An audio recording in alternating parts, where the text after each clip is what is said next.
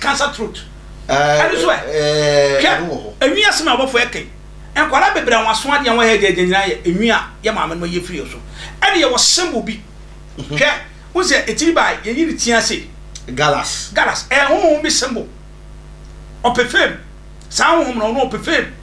ye body di anadu ye body di ba this time ye body 12 one corner ye be se da apatam ye be kan ho asem okay obon wo data wo betime kunkum ni pass be de wo abon di ni ho obato toyare amani power of buni di no oba isa ono opefem so aka se ono o su celebrities no and also bi wa hwe wa yiri tini nyina wie no apai wa ye xx e mean something spiritually sa bo no symbol no sa ho no symbol no ye be she da ba symbol o wa ya de why say why say ena why nipa nim eda ho e ya bo no symbol no nti sa symbol no enkrofo bi yusu de ye bet omo de ye maboa omo de ye atade so aka se o koyi utina isa de to a hwe wa brabo empeja da tina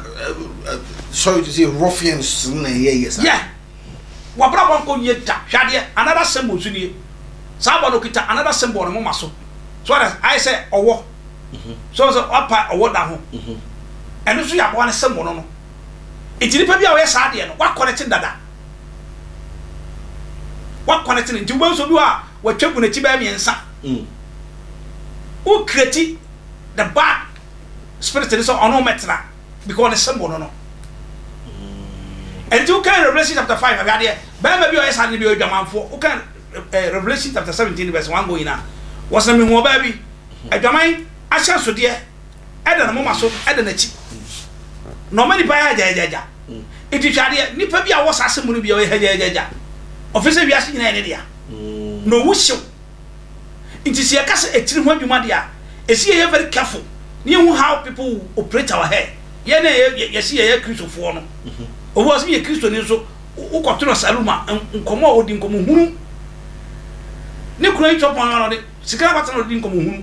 No, Alewa. Auto drink. Or told me a penny about the Mikusika or Mam's over here. And what I say? A team, you know. Minimum may be up here. O we pa but hairdresser be any tia and fu be that ni nyina akọ ni nyina akọ to say papa sick of your time saa nyema na nkofo awramu a edu omunyam de bia na me say asem no esi nko ade o se nya solution ya uji susu semdi ya unma haban ya e wodi pumasi bra ho ya wo hopa Obi bia ohwe bia frem no number 0543 419160 0543 419160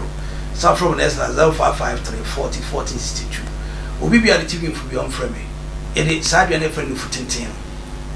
aya e de ba dia mana na dwele su no dia stretching sa for 7 days e mini na besa babaka se otamfo no ene de nsa so tin amena me ka che e de akwala bi brem ne ma me ko ni TV picture se wo ze by mama focus on me footballers no do na use sa sambo yes o footballer we yi tiri fan we ja have seen chen e hu bia o mane aye fame ne dia it also o yi bia dey who how would danger life and this kind of things and a boy from it is a betiasia na me can say ori focus mp maba am wiase nyina sure just pick your phone and call me and I'll be there for you. You better so quiet no. I'm away from you. Now what? Let's say obi beka say na adewi eyewa say e be din pa say ubenya yare sa ubenya. Yeah, your mama be do ha meaning fu anas wa actually to na and so I start not ask me kaka. Ai na also the aye life. Abrewani nka. Obo ni jimi fu. Evu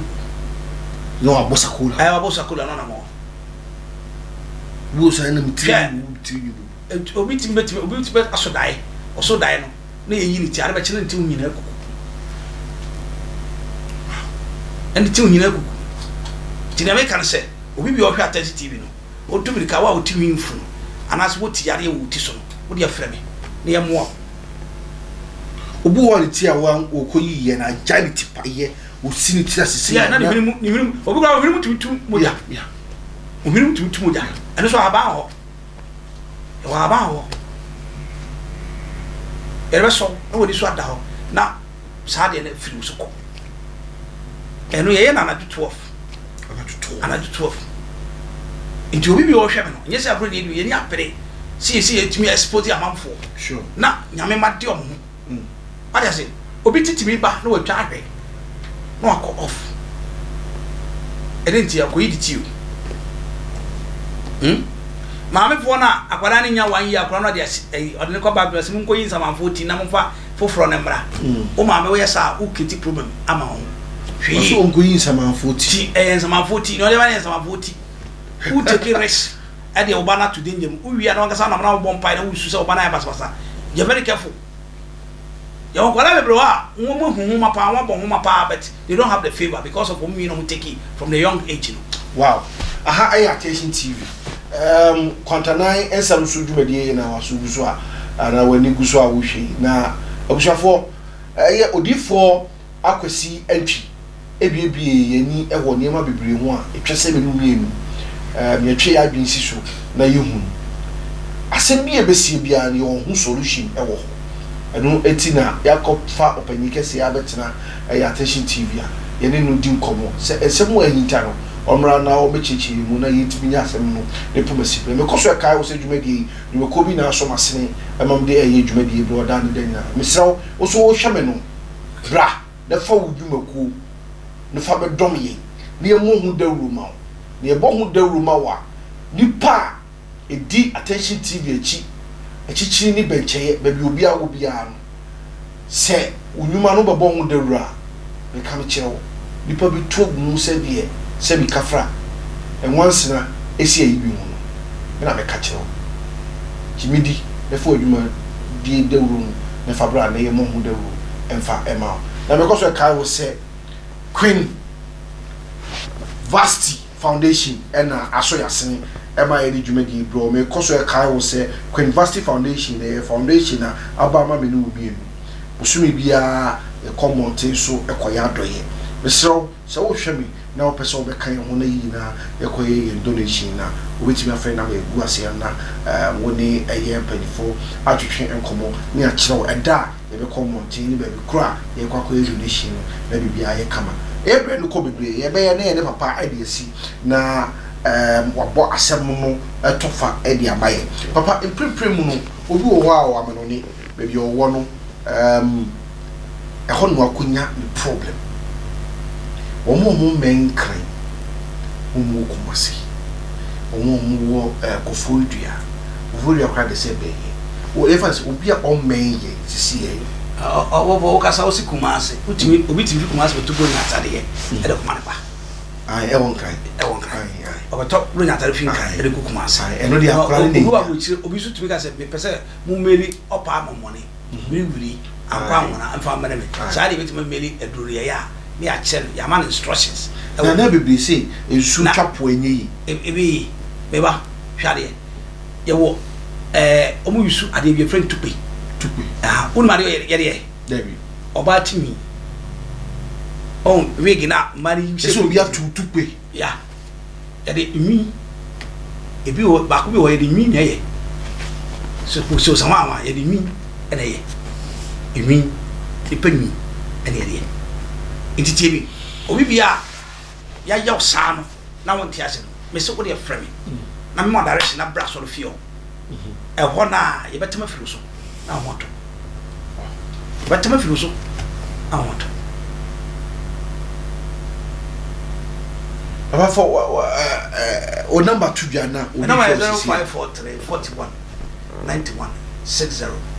0543 41 91 60. The next line is 0553 40 40 62. Ose bebre o wa wo from number say nyo mo adefa. Me na me family. The one thing is I frame na say bia my bizarre. Just jai audio 2 lines in our WhatsApp. Jai audio na for me. Me ba me reply na yakasa. Okay. Why? Boro be any ho just to call me. O frame boy nyame a jai audio. Na mostly the time I open me pa ye anajo. Okay. And I do this from 12 1 2 3 4 Onna. Mena. Anacho. Ofre mi ansa baka me. Wo jama message anadwena me amefro. Me amefro. Wow. Oh, final words are the MI. Final words is say obi bia wo hwa Attention TV no. Ejebo Attention TV wabedu. Sure. Wa ba tena se. Sure. O seye. Dede ekotwi kobrama nyina ya Attention TV. What to say obi the attention am obi a na enye ba bia se obi nya no Attention TV fie. Eni ba bia attention de achi o ba bia. Sure. And I say yeah, Odifo Eric Akwesi Entry and yene no kwatwetwe nkomo efatinu a ejejai egu mountain so e koye yeti ye ho a koye faso a ye dispose any hu nsunsuaso a edebreye okawie ni nyina achi no ene gisem wo mu ne se Nyankopon ma no tumi a ode nam so esasa ayade no ede emai ti wo hwe misisi e se wafa ko yuti ama enam so amonya problem a nambesa egu screen as no betimi afre Odifo Eric Akwesi Entry na oni no atwetwe nkomo se ebeboa pa kabra na ase na ontimi enu nhia one on one na problem bi wo bia no oni emfi so efama ahaya Attention TV me di double for Michael we jira chiri eboa ma bibia eye kama eye mi ankasa me chairman wa de nyina Kofi 1 na eboa echinchim camera no ede maaye ono aso ene boa ma editing no etimi ekoso kama pa na ma bibia eboa ye do boy echi dom eseti eye setting so ede maaye eye chairman ju abajo guda me chiao yakra